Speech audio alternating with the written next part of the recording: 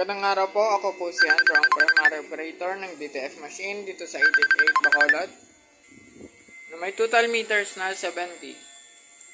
Ito po ang aking printer head area.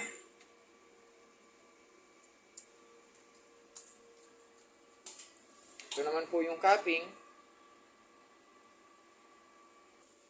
head clean,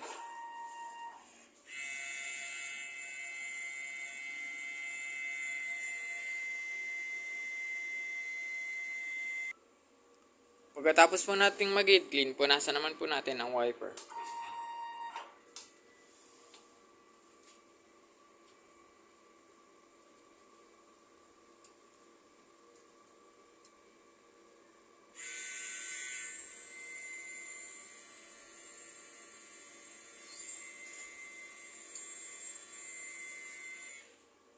Then nozzle check.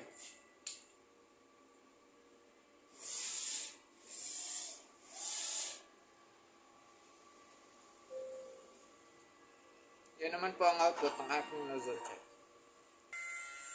Ito naman po ang aking ink tank area. Tama lang po ang ink level nila. Ito naman po yung ground wire. Ito naman po yung AVR. Sorry, mali. Ito pala yung waste tank, AVR, at saka yung ground wire. Ito naman po yung aking mga unused consumables.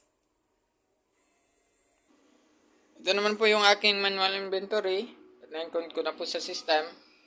Ito naman po yung daily production log and printer daily checklist. Ayan.